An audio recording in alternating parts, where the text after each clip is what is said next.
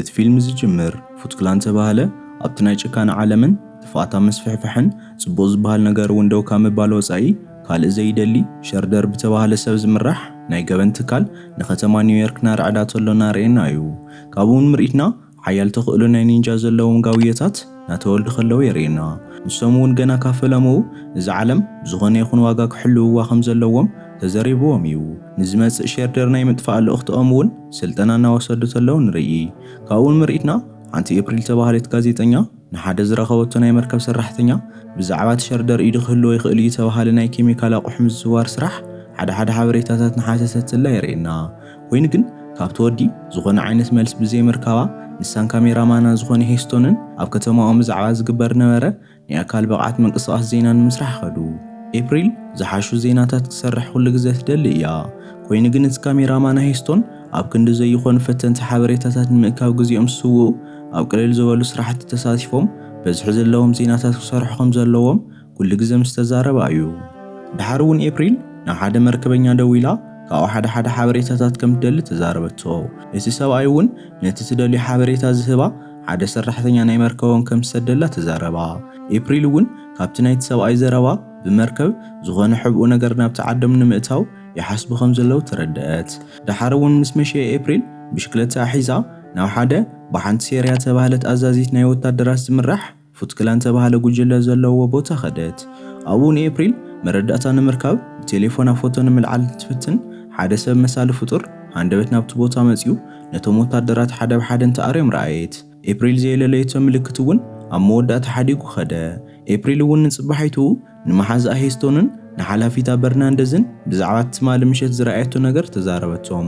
ኮይኑ ግን ዋላ ሓደ ንዘረባኣ ዝኣመነ ይነበረን። ኩሎም ድማ ብዘረባኣ ክላገጹ ጀመሩ።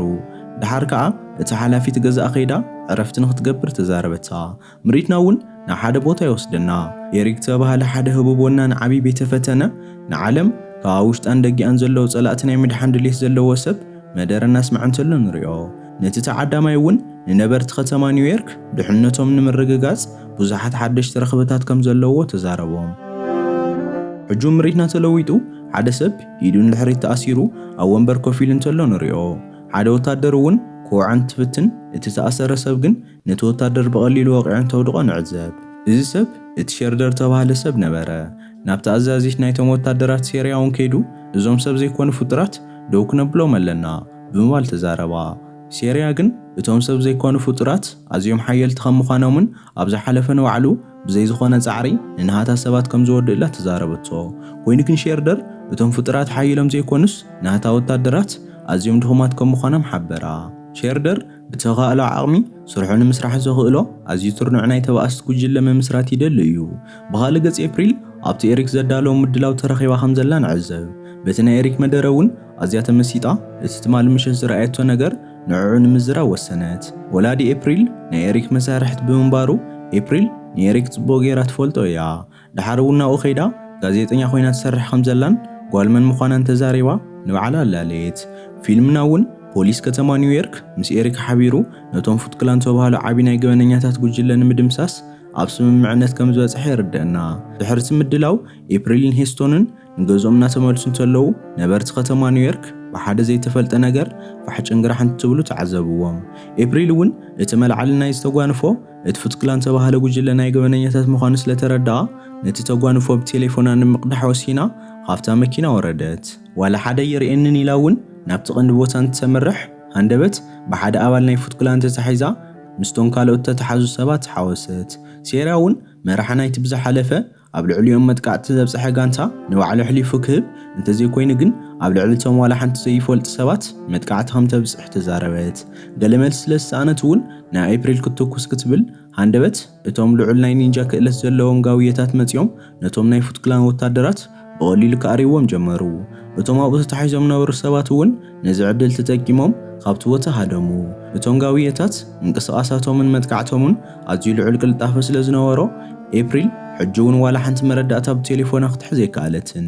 ስለዚ ድማ ነቶም ጋውየታት ስዒባ ናብ ሓደ ናይ ፎቕ ናሕሲ ወፀት። ኮይኑ ግን ኣብኡ ምስ በፅሐት ነቶም ጋውየታት ሪኣ ኣዝያ ሰንበደት። እዚ ስዒቡ እውን ድሕሪ ገለ ደቓይቕ ሃለዋታ ሰሓተት። ድሓር ድማ ሃለዋታ ምስ ፈለጠት ካብ ሰብ ፍልይ ዝበለ ተፈጥሮ ዘለዎም ኮይኑ ግን ከም ሰብ ምዝራብ ዝኽእሉ 4 ጋውየታት ረአየት። ካብቶም ጋውየታት መንጎ እውን እቲ መራሒ ሊዮናርዶ፣ በዓል በሊሕ ሓንጎል ዶናቴሎ፣ እቲ ዓማጽ ራፋኤል፣ እቲ ተረፈ ማይክ ኤንጀሎን ይርከብዎም። ዶኒ ንኤፕሪል ቴሌፎና ሕደጋ፣ ሊዮ ግን ኣዝዩ የዋህ ስለ ዝነበረ ቴሌፎና መለሰላ። ቀፂሎም እውን ኣርባዕቲኦም ንኤፕሪል ህድእ ንኽትብልን ንሃቶም ብሕታዊ ልእኽቶ ነዚ ዓለም ካብ ጥፍኣት ምድሓን ጥራሕ ከም ዝኾነ ተዛረብዋ።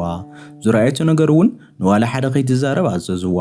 ብድሕሪኡ እውን ነቲ ቦታ ሓዲጎም ምኻድ እንትጅምሩ ኤፕሪል ግን ሕጂ እውን ቴሌፎና ተጠቂማ ስእልታቶም ምልዓል ቀጸለት። ብቕልጡፍ እውን ናብ ገዛና ጎይት ምኻድ ሓደ ብዙሕ መረዳእታታት ተኣኪቡ ዝሓዘ ሳንዱቕ ኣውፅአት። ምክንያቱ ቅድሚ ሕጂ ኣስማት ናይቶም ጋውየታት ዝሰማዓቶ መሲልዋ ስለ ዝነበረ እዩ። ቀፂላ እውን ወላዲያ ኣብ ሓደ ሳክስ ስቴት ተባሃለ ቤተ ፈተነ ውሽጢ ብዛዕባ ጋውየታት ጀሚርዎ ነበረ መጽናዕትን ፈተነን እናሰርሐ እንተሎ ንሳ ብቕልዕነቱ ዝቐድሓቶ ቪድዮ ክትርኢ ጀመረት። ንሳ እውን ብባዕላ ኣስማት ዝሃበቶምን ፒዛ ብሊዓቶም ትፈልጥ ጋውየታት ከም ዝነበሩ ኣብቲ ቪድዮ ተዓዘበት። ብድሕሪኡ እውን ንስቶም ጋውየታትን ምስ ሓደ ስፕሊንተር እንተባሃለ እንጭዋ እናተፃወተት ከላ ዘርኢ ካልእ ናይ ቀደም ቪድዮ ረኸበት። ምርኢትና ተቐይሩ እቶም 4 ጋውየታት ነቲ ስፕሊንተር ተባሃለ መራሒኦም እንጭዋ ገለ ድምፂ እንተይስምዑ ናብቲ መንበሪኦም ንኽኣትዉ እናፈተኑ እንተለዉ የርእየና። ኮይኑ ግን ስፕሊንተር ብቐሊሉ ቦኦም ከይተዓሸወ ሓዞም። ቀፂሉ እውን ብዘይናሃቱ ፍቓድ ንምንታይ ደገ ከም ዝወፁ ሓተቶም። ንሳቶም ግን ገለ ነገር ክዛረብዎ ስለ ዘይከኣሉ በብሓደ ከሳቂዮም ጀመረ። ስፕሊንተር እውን ድሕሪ እዚ ንማይኪ ፒዛ ሂቡ ብምዕሻው ኩሉ ነገር ክለፋልፍ ገበሮ። ማይኪ እውን ኣብ መወዳእታ ንኣባላት ፍትኩላን ይገጥሙሎም ከም ዝነበሩ ተዛረቦ። ቀፂሉ እውን ማይኪ ናይታ ጋዜጠኛ ኤፕሪል ሽም እንትተልዕል ስፕሊንተር ኣዝዩ ሰንበደ። ብቕልጡፍ እውን ኣርባዕቲኦም ንኤፕሪል ደላልዮም ናብኡ ከምፅሉ ኣዘዞም። ምርኢትና እውን ኤፕሪል ብዛዕባ እቶም ጋውየታት ሓደ ምርመራታትን መጽናዕትታትን እናገበረት ዘላ የርእየና። ብዛዕባ እታ ዝሓለፈ ምሸት ዝረኣየቶ ነገር እውን ንሓላፊታ በርናንደዝ ተዛረበታ። ኮይኑ ግን እቲ ሓላፊኣ ብንእሽተይ እውን ንዓኣ ክታምና ኣይከኣለትን። ተጸሊልኪ ኢኺ ብምባል እውን ካብ ስርሓ ሰጎጎታ። ብድሕሪኡ እውን ኤፕሪል ናብቲ ሄስቶን ተባሃለ ካሜራማና ኸይዳ ናብ ኤሪክ ንኽወስዳ ተዛረበቶ። ሄስቶን እውን ድሕሪ እዚ ኤሪክን ወላዲያን ብዛዕባ እንታይ መጽናዕቲ ይገብሩ ከም ዝነበሩ ንኤሪክ ክትሓቶ ናብ ሳክስ ስቴት ወሰዳ። ንሳ እውን ኣብኡ ሄስቶን ብሳይነስ ናብ ሓየልቲ ኒንጃ ተለወጡ ጋውየታት ከም ዝረኣየት ተዛረበቶ። ኮይኑ ግን ሄስቶን እውን ከኣምና ኣይከኣለን። ድሓር ድማ ናብቲ ኤሪክ ዝርከበሉ ቦታ ምስ በጽሑ ኤፕሪል ኩሉ ዘጓንፋን ብዓይና ዝረኣየቶ ነገርን ንኤሪክ ሓበረቶ። ወሲኻ እውን ንኣርባዕቲኦም ከም ዘዕለለቶምን ንባዕሎም እውን ሓየልቲ ጋውየታት ኒንጃ ኢሎም ከም ዝፅውዑ ተዛረበቶ። ኣብ መሬት እውን እዚ ነገር ከመይ ክኾን ከም ዝኽእል ሓተተቶ። ንሱ እውን ቀደም ብቑልዕነታ ኣብ ጃፓን እንከለዉ መጽናዕቲ እናገበሩ ተለዉ ወላዲኣ ነቶም ጋውየታት ከም ዘማዕበሎም ሓበራ። ወሲኹ እውን ዳግማይ ነዞም ጋውየታት ብዓይና እንተሪኣቶም ብቕልጡፍ ናብኡ ክድውል ከም ዘለዋ ሓበራ። ኤፕሪል እውን ድሕሪ እዚ ንገዛእ ኸይዳ ብዛዕባ እቶም ጋውየታት ተሰሪሖም ጽኑሕ ዜናታት ዝሃለዉ ብምባል ላፕቶፓ ከፊታ ክትእልሽ ጀመረት። ሃንደበት ግን እቲ ዶናቴሎ ተባሃለ ጋውዬ ነታ ላፕቶፓ ሃክ ገይሩ ንዖም ክትረኸበሉ ትኽእል ኣድራሻ ዝሓዘ መልእኽቲ ሰደደላ። ኤፕሪል ድማ ድሕሪ እዚ ናብቲ ተባሃለቶ ቦታ ኸደት። ድሕሪ ጻንሒት እውን እቶም ጋውየታት ብምምጻእ ዓፊኖም ናብ ገዝኦም ወሰድዋ። ንኤፕሪል ዝዘከራ ስፕሊንተር እውን ወላዲኣ ምስ ኤሪክን ሸርደርን ይሰርሕ ብዝነበረሉ እዋን ሃንደበት ሸርደር ሓደ ሕማቕ ኦዲት ከም ዝሓሰበ ምስ ፈለጠ ወላዲኣ ነቲ ዝሰርሕሉ ነበሩ ቤተ ፈተነ ንሃቲ ህይወት ተወፊዩ ብሓዊ ከም ዘባርዖን ንሳ ድማ ንኣርባዕቲኦም ጋውየታትን ንዑን ህይወቶም ከም ዘድሐነትሎም ተዛረባ። ኩሎም እውን ንሳ ገባሪት ብዙሕ ነገሮም ከም ዝኾነትን ኣዝዮም ከም ዘመስግንዋን ሓበራ። ስፕሊንተር ቀጸለ። ድሕሪ እዋናት እቲ ናይ ወላዲያ መጽናዕቲ ሰሪሑ ንሱን ኣርባዕቲኦም ጋውየታትን ምዝራብን ብኽልተ መሓውር ደው ኢሎም መጓዓዝ ከም ዝጀመሩ ተዛረበ። ንሱ ኸኣ ንኣርባዕቲኦም ጋውየታት ሓብሒቡ ከም ዘዕበዮም ሓበራ። ንዶናት ኩሉ ግዜ ብዛዕባ ሰብ ናይ ምፍላጥ ባህጊ ነበሮም። ኮይኑ ግን ስፕሊንተር ካብ ደቂ ሰባት ኣርሒቑ ኣዕቢዎም ነበረ።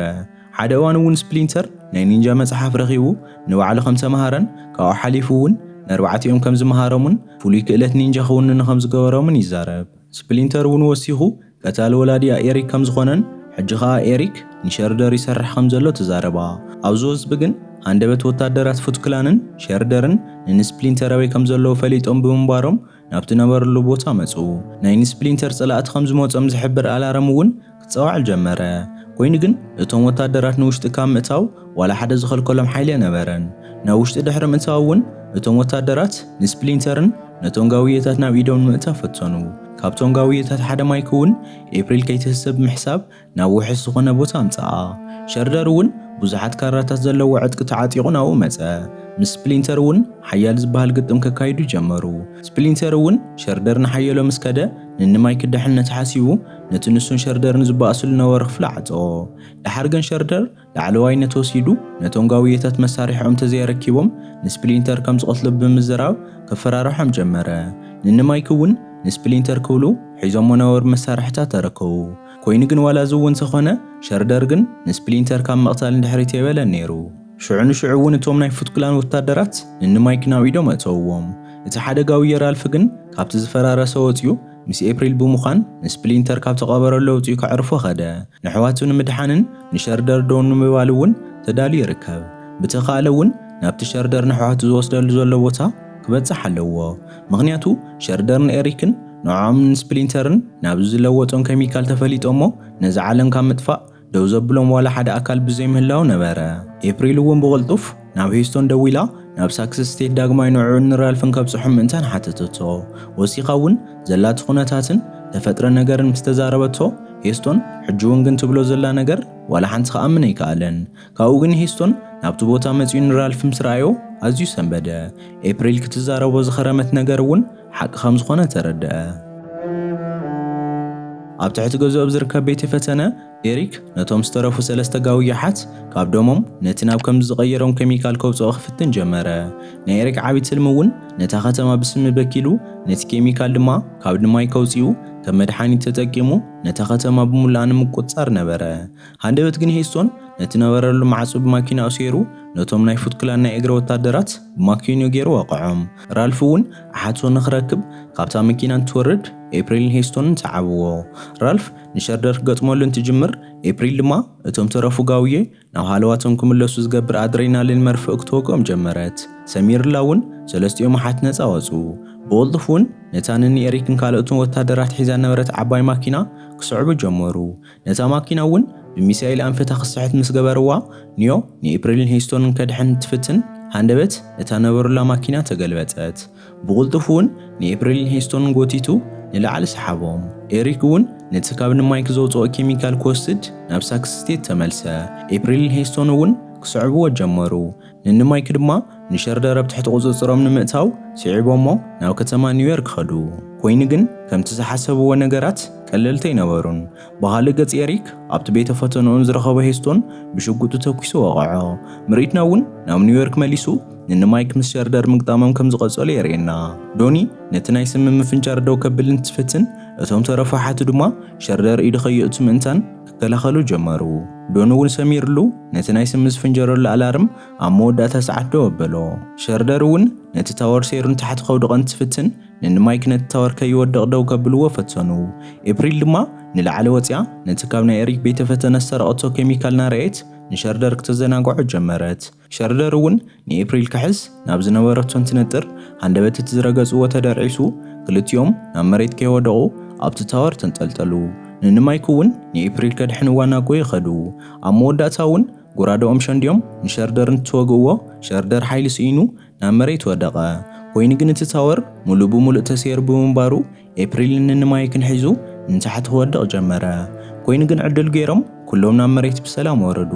ምርኢትና እውን ነበርቲ ከተማ ኒውዮርክ ነቲ ዝወደቐ ኣካል ናይ ሸርደር ተኣኪቦም እናረኣይዎ ከለዉ የርእየና። ኣብ መወዳእታ እውን እቶም ጋውየታት ናብቲ መንበሪኦም ዝኾነ ትሕቲ ቢንቶ ኸይዶም ነቲ ካብ ኤሪክ ዘሕደግዎ ኬሚካል ንስፕሊንተር ብምሃብ ስፕሊንተር ዳግማይ ሓይሉ ክረክብ ምእንታን ገበሩ። ኣብ ናይ መወዳእታ ምርኢትና ድማ ሂስቶን ንኤፕሪል መርዓ ክሓታ ኣብ ሓደ ቦታ ምስ ቆፀራ ኤፕሪል በትሕትኡ ሕጉስቲ ኮይና ፍሽኽ እናበለት ከላ ንሪኣ። ፊልምና እውን ኣብዚ ይውዳእ። ጎራት ተኸታተልቲ ሲኒማና ናይ ሎምዓንቲ መደብና እዚኣ ትመስል ነይራ። ፈቲኹም ባህትኹም ተስፋ ይገብር። ሓደሽቲ ዝኾንኩም ተሃሊኹም ሰብስክራይብ ብምግባር ቤተሰብ ይኹኑ። እስካብ ባቕፃላይ መደብ ንረኸብ። ይፅሕሰ ኣለና።